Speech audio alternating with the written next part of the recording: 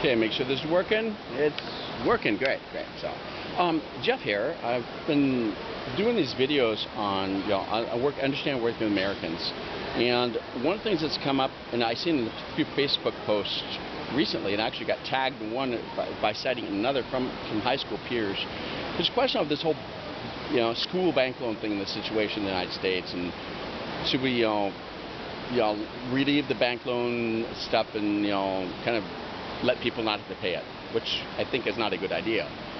But I want to address this. So I want to address in my Understanding Working with Americans book. It's on free on YouTube, and it's just so this is another kind of chapter or subchapter. And I think I already made I've actually made a specific videos on the health system in America and then the education system in America. I've already made them. They're already there, but I'm gonna have Animal Park here, right? So I just kind of don't want to do this before I forget.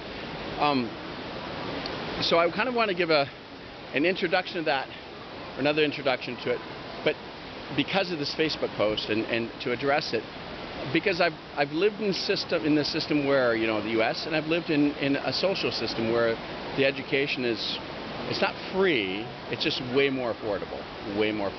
But you don't get all the services, right? You don't get all the services at all. You don't get all the extra stadiums and computers everywhere. You just don't get all that, right? Because it's free. So what I wanted is just kind of, and my kids have grown up in schooling here, so in France. So I mean, one of my kids went through vocational school, another one's going through regular high school. So I've kind of seen and lived through kind of different scenarios of this and seen how to do it. So what I want to say is, in the States, after high school, and I kind of decided what I want to do. My parents weren't really involved in that for whatever reasons. I mean, that's what it is.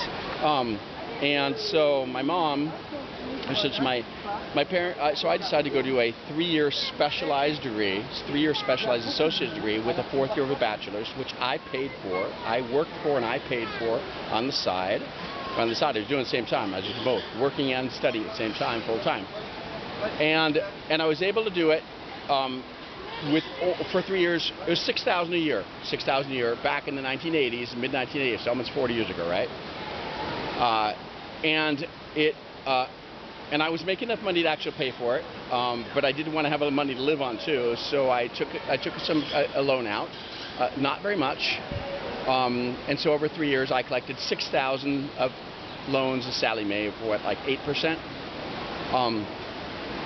and then did my 4th year. So every time you get to continue to defer the loan, right? Defer the repayment of the loan. And then I got a fellowship to go to France through Portland State to go teach for a year, and then come back. But because I was still through the education system being sent off, I didn't have to, because I was supposed to come back and do my master's. My loan got deferred still. Then I came back to the States. I went back to the States, to Portland State, taught there, did my master's there, and did a master's in teaching French, and did my French teaching where I got a stipend to live on and had tuition free. Then got sent again on another exchange program over to France, back to France, as a student, but also as a graduate teaching assistant. So all my studies again were basically paid for, tuition free, because I was a graduate teaching assistant, and I got a better stipend to live in France again. And then I stayed on in France. I actually did my master's that year. I finished the second master's that year.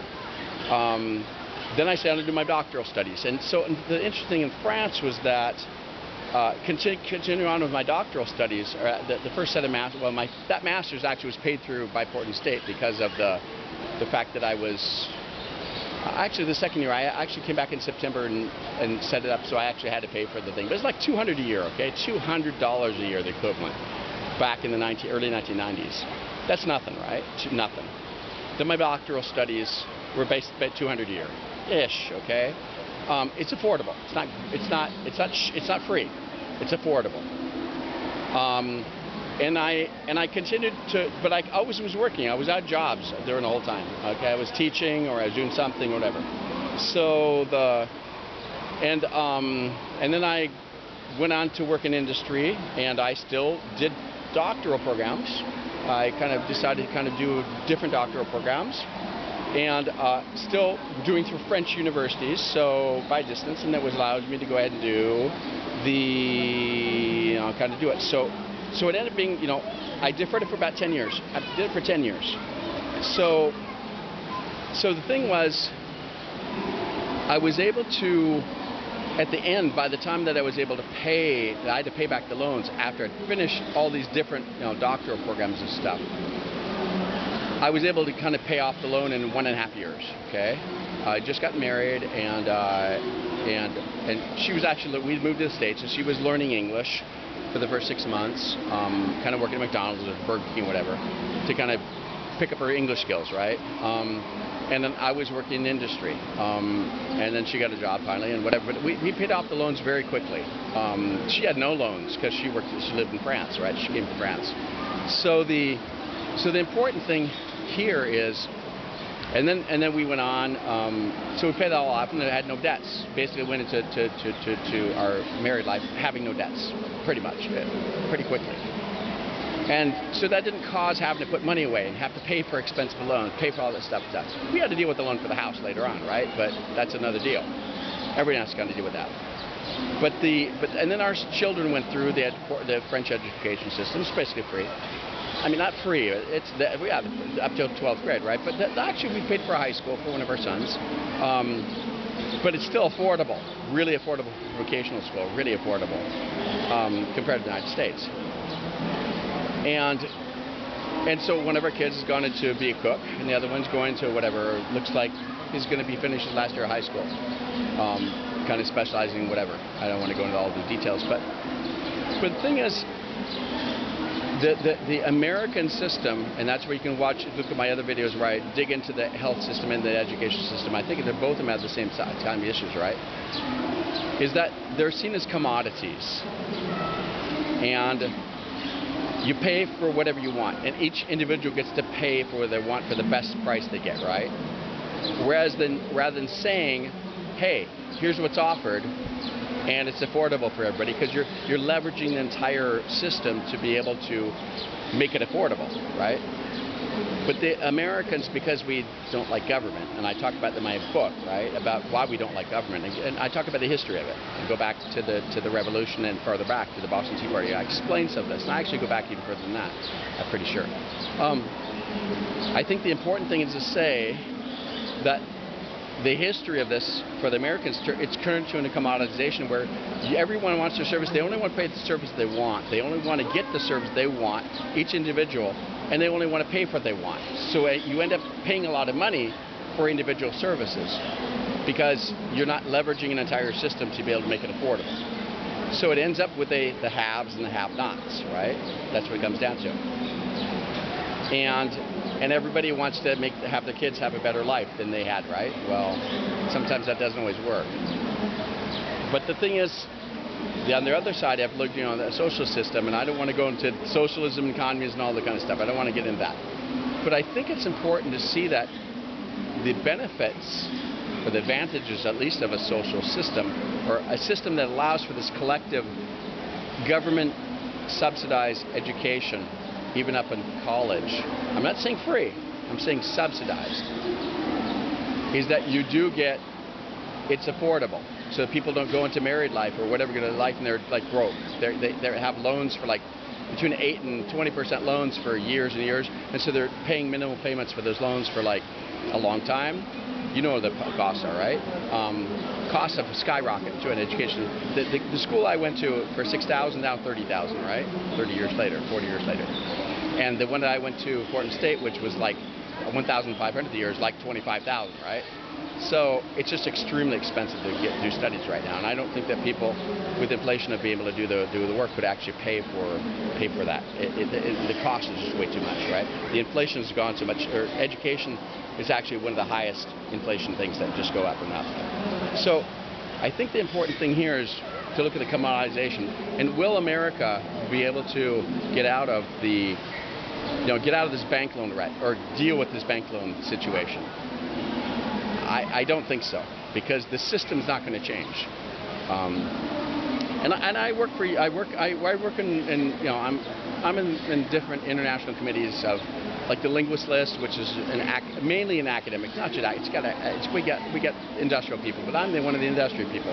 But it's mainly an academic board and panel advisors, and so I talk with a lot of these peers in the industry or field who are, deans and senior faculty and professors and deans and vice provosts and stuff. And they say what they say to me is that the reason why American education system is so costly is because we're funding all the stadiums and all the sports programs, because that's what's costing the most money. And so because we're focusing on the sports, that's what costs money, so the education's high, right? And I know that also because I posted another thing on LinkedIn about on some other colleague and a peer in the field about the UK and the United Kingdom and the cost for things there. And I said, yeah, but at least you don't have sports programs. And he says that's an America problem, right? That's a U.S. problem. So even for the UK, which is an Anglo-Saxon country, doesn't have the sports problem costing. Now they do have the universities can cost more depending on the one, right? College and university grad programs, but they don't cost what they cost in the United States. And in the United States, we're in this rut, and we can't get out of the rut because we're in this commoditization kind of mindset, and we don't want to trust government. We want to have the government pay for it. I'm not saying we. I'm saying 50-50ish, right? It's a split, but there's a lot of people. Half the country doesn't want to have government at all. The other half does want to have affordable stuff, and so I don't think there's going to be a resolution because there'll be bloodshed over a lot of things. But I think it's a complex thing, and it's hard to. I think we've gone past the point of no return. Okay, it's not the point of diminishing returns anymore. It's the point of no return. And I've actually got another video on that. So on a different topic, but for climate. But I think this is a really important thing to look at. Unless the U.S. is able to rethink and reconvince the entire population to accept a referendum to be able to have education subsidized by the government, to avoid this whole student loan thing and to have affordable education, I don't think it'll work. That's my perspective, because I've lived in countries where it does work, and I see how it works. Because we don't want to pay taxes, right, in the United States. That's the problem. Or we want to be able to put our money where we decide to put our money and get deducted for it. So I think it's a really complex issue, and it's not simple to resolve. But at least that's my thoughts on it. Okay, have a good day.